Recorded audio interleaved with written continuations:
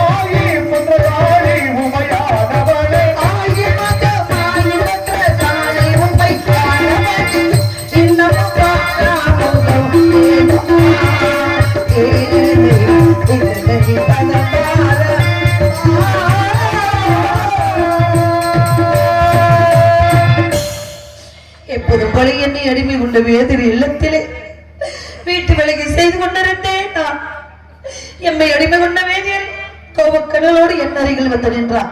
அடி சந்தி, நீ மட்டும் வீட்டு வேலைகளை செய்து கொண்டிருக்கின்றாயே, எங்கே உன் மகன் என்று கேட்டார்.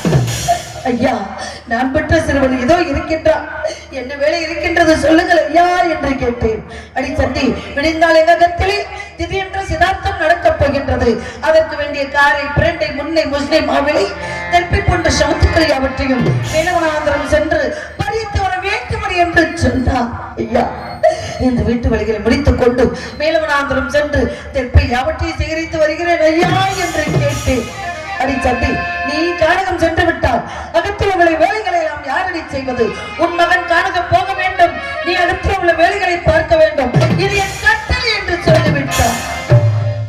நான் பெற்ற மகன் அம்மா, தாத்தா உங்களை ஏசிக்கொண்டு பேசிக் கொண்டிருக்கிறார்கள் அம்மா, எனக்கு பயமாக இருக்கிறதம்மா என்று நான் பெற்ற மகன் என்னை கட்டி அழைத்து தவறி அழுதான். ஐயா, நான் பெற்ற மகனுக்கு அப்பா விளையோ விளை விளையோ விளை என்று உன் தந்தை யார் விலை கூறி வரும் பொழுது நம்மை வாங்குவதற்கு இந்த உலகத்தில் யாரிடமும் பொண்ணும் இல்லை பொருளும் இல்லை. நம்மை அடிமை கொண்ட வேதியர் பொன் பொருளை கொட்டி கொடுத்து வாங்கியிருக்கிறார் அப்பா. உண்ண உணவு உடுத்தவுடைய இருக்க இருப்பிடம் தந்து காத்துக் கொண்டிருக்கிறார் மகனே.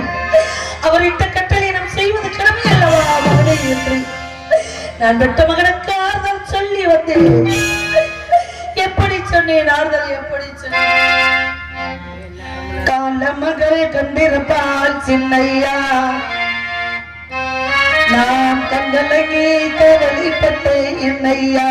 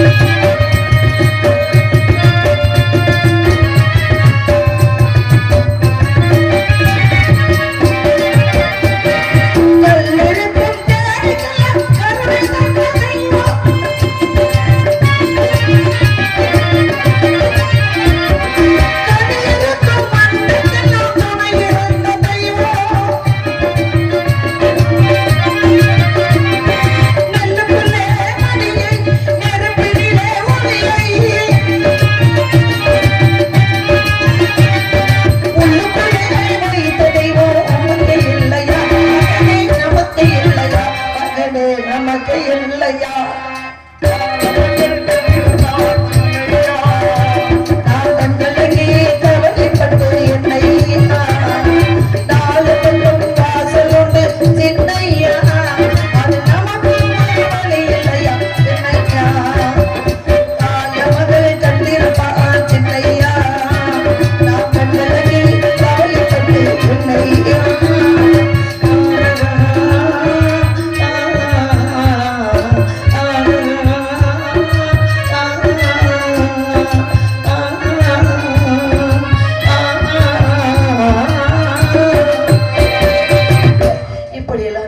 மகனுக்கு ஆறுதல் சொல்லி மேலவனாந்திரம் செல்மகனே என்று சொல்லி, அம்மா தங்கள் கட்டளையின்படி மேலவனாந்திரம் செல்கிறேன் தாயே. ஆனால் எனக்கோ தாங்க முடியாத பசியா இருக்கிறது தாயே. ஐயனிடத்தில் சென்று ஏதேனும் ஒரு ஆதரவு வாங்கி தாருங்கள் அம்மா என்று கேட்டான். ஓடினேன் ஐயா வேதியரே, என்னை அடிமை கொண்ட புண்ணியவரே, நான் மற்ற மகன் மேலவனாந்திரம் செல்ல போகின்றான். அவருக்கு தாங்க முடியாத பசியா இருக்கின்றது ஐயா. ஏதேனும் சிறிது ஆகாரம் அடி சண்டி, உனக்கு தெரியாதா? திதி விடிய வரை யாருக்கு அன்னமும் கிடையாது, ஆகாரமும் கிடையாது. உன் மகனை பட்டணியாக போய் வர சொல்லு. நான் பெற்ற மகனுக்கு ஆகாரம் இல்லை என்றாலும் பரவாயில்லை, அந்த சோர் வடித்த தண்ணீராவது கொடுங்கள் ஐயா. என் பிள்ளை தண்ணீரை பருகி கொண்டு சென்று வருவான் என்று சொன்னேன். அடி சண்டி, எதிர்த்து பேசிக் கொண்டிருக்கின்றார். நீ எதிர்த்து பேசுவதற்காக நீ கொடுத்து உன்னை வாங்கினோம். என்னுடைய கட்டளை, உன் மகனுக்கு தாகம் அடித்தால், உன் மகனுக்கு தண்ணீர் தாகம் எடுத்தால், மேலவனாந்திரம் செல்லும் வழியில் ஓடுகிற கங்கை ஒன்றே இருக்கின்றது. அந்த கங்கையிலே 3 கை தண்ணீர் மாத்திரம் மறந்தவர்கள். நான் பெற்ற மகன் ஒரு வார்த்தை கேட்டான். தாயே, எனக்கு பிறந்த நாள் வந்துவிட்டது என்று தாங்கள் என்ன செய்தீர்கள்? 33 தீபர்களுக்கும் 47 அரிசிமார்களுக்கு அன்னமிட்டு அமுதமிட்டு எல்லோருக்கும் முத்தாடை கொடுத்து அவர்கள் எல்லாம் என்னை வந்து வாழ்த்தினார்கள். தாயே, அந்த வேடிக்கை பார்த்து கொண்டிருந்த நான் பசி இல்லை என்று சொன்னேன். அப்பொழுது தாங்கள் என்ன செய்தீர்கள்? தங்க கிண்ணத்திலே பாலெண்ண பிசைந்து நிலாமுகம் காட்டி, உன்னு மகனே வருவாய் வாய்க்க மகனே என்று சொன்னீர்கள். தாயே,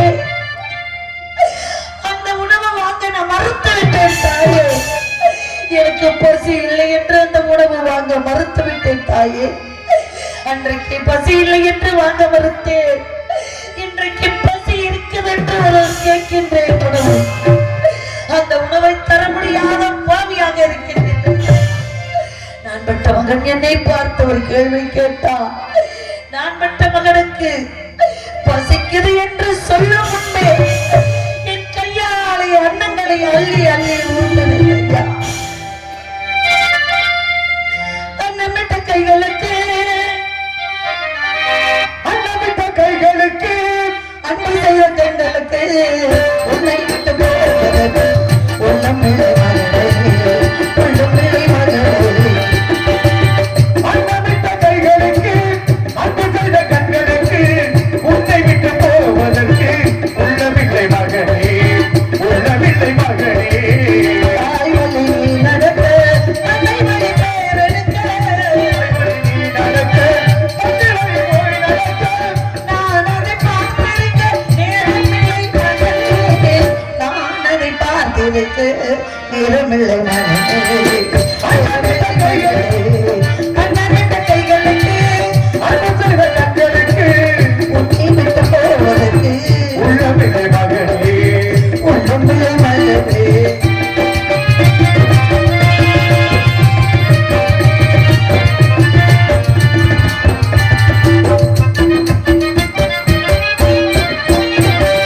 கைவிளக்கை ஏற்றி வைத்தேன் கோயிலுக்காக, என் தெய்வத்தின்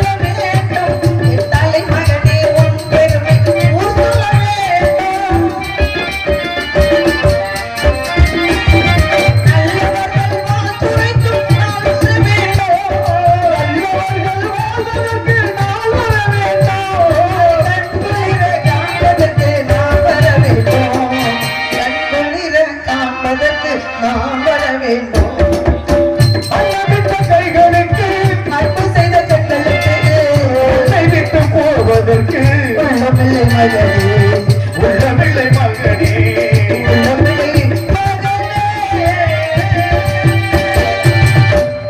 அம்மா, நான் ஒருவனாக மேலவனாந்திரம் செல்ல வேண்டுமா? என் கூட யார் யாருமா வருகிறார் என்று நான் பெற்ற மகன் கேட்டால் அப்பா, நீ ஒருவனாக செல்ல வேண்டாம் அப்பா. உங்கூட ராமவரா, சேசுவரா, கோவிந்தவரா, கூட்டாளிமார்கள் அனைவருமே வருகிறார்கள் அப்பா. அவர்கள் கரங்களை பிடித்துக் கொண்டு மேலவனாந்திரம் சென்று தெற்பை யாவற்றை சேகரித்த வா மகனே என்று அனுப்பி வைத்தேன். அந்த பொழுதாகி நான் பெற்ற மகன் காணாமல் தவித்துக் கொண்டிருக்கின்றேன். நான் என்ன செய்வேன்? என்னமாவ காடே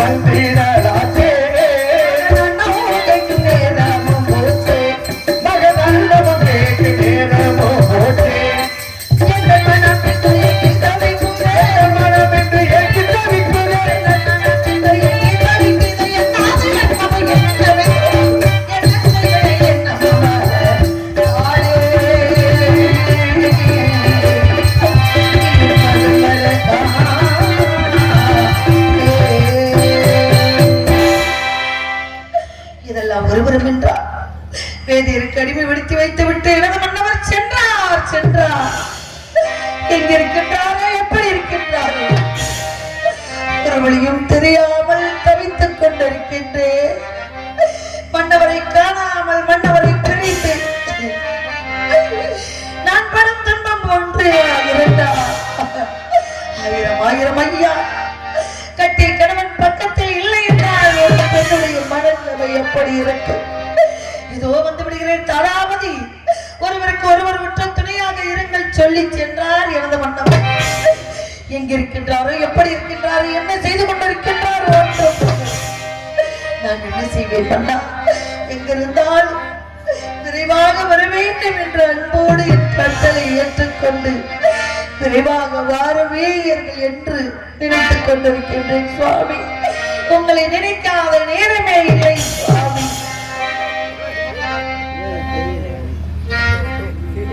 ஓ தென்றலே, ஓ தென்றலே, ஒரு பாட்டு பாடு. ஓ தென்றலே, ஒரு பாட்டு பாடு. ஓ தென்றலே, ஒரு பாட்டு பாடு. என் பாட்டுல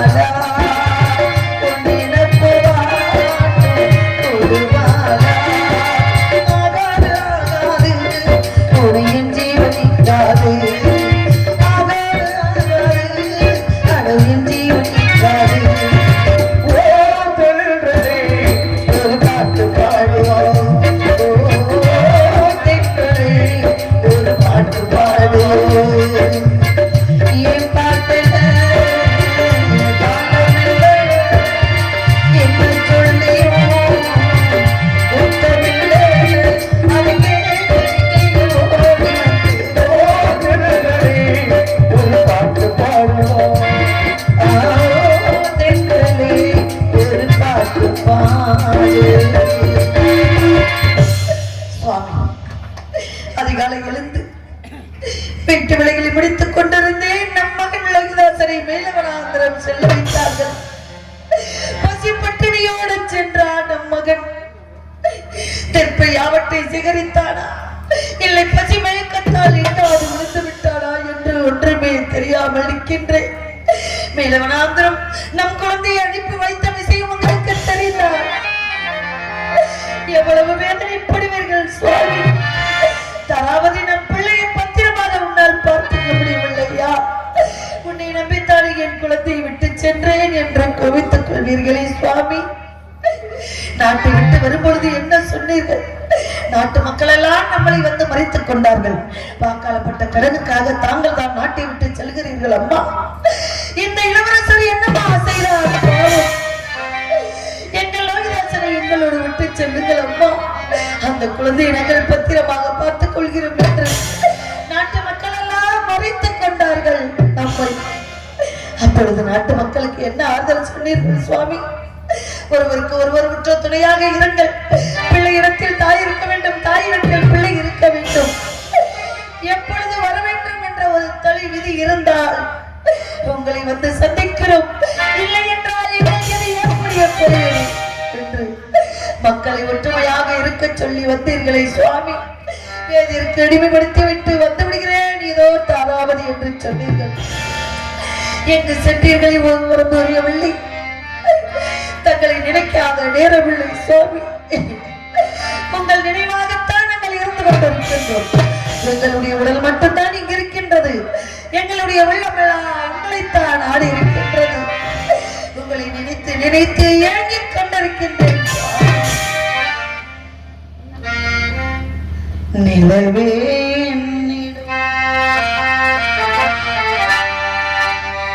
தலாட்டும் பூங்காற்றும் நானல்லவா, தலாட்டும் பூங்காற்றும் நானல்லவா, நீ கேட்கும் பாராட்டு மன்னவா, வருவாரோ வாராரோ ஓ நெஞ்சமே, ஓ நெஞ்சமே, நெஞ்சமே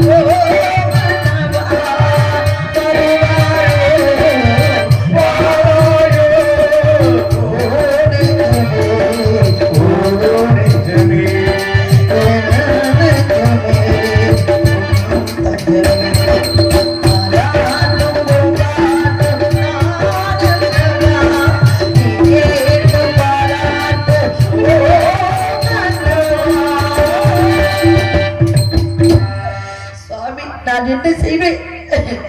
நாடிலிருந்து நகரிலிருந்து நாட்டு மக்களை எல்லாம் பிரிந்து இந்த உலகத்தில் தனியாக வாழ முடியுமா? மூவரும் எங்காவது சென்று வாழ்ந்து விடுவோம் என்று சென்றாலும் அதற்கும் விடுப்படை இல்லாமல் போய்விட்டது. தாய் வேறு, கன்று வேறு, பசு வேறு, மாடு வேறு என்று நீங்கள் ஒரு பக்கம், நான் ஒரு பக்கம், நம் குழந்தை ஒரு பக்கம் இருந்தால் நம் வாழ்க்கை என்ன ஆகின்றது சுவாமி? உலகத்தில் எல்லோரும் போல சந்தோஷமாக வாழ முடியவில்லை என்றால் மூவராவது எங்காவது சென்று வாழ்ந்தோம் என்றால் அதற்கு வழி இல்லாமல் செய்துவிட்டார். சூழ்ச்சி செய்து மகா முனிவர் சூழ்ச்சி செய்து எல்லோரையும் பிரித்து விட்டார். நாம் எதற்காக வாழ வேண்டும் என்று நினைத்துக் கொண்டு வருத்தத்தோடு காத்துக் கொண்டிருக்கின்றேன். மன்னாவுங்களை வருத்தத்தோடு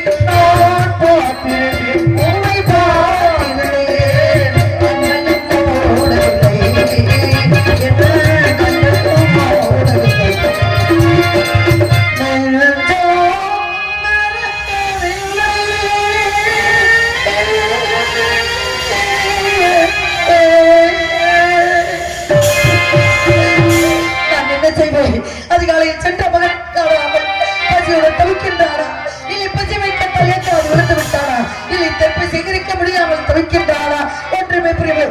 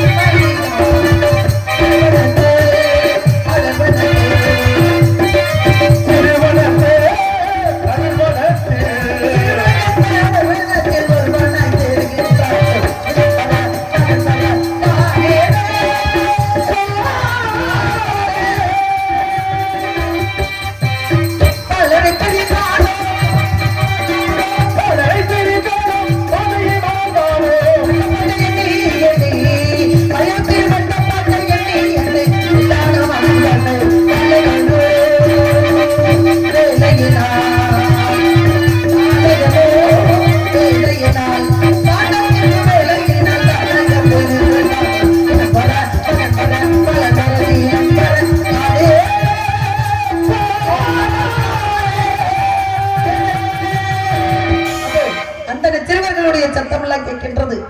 நான் மட்டும் மகன் கரங்களை பிடித்துக் கொண்டு வருவான். இப்பொழுதே கட்டி அணைத்து என் பிள்ளைக்கு முத்தம் கொடுக்க போகின்றேன்.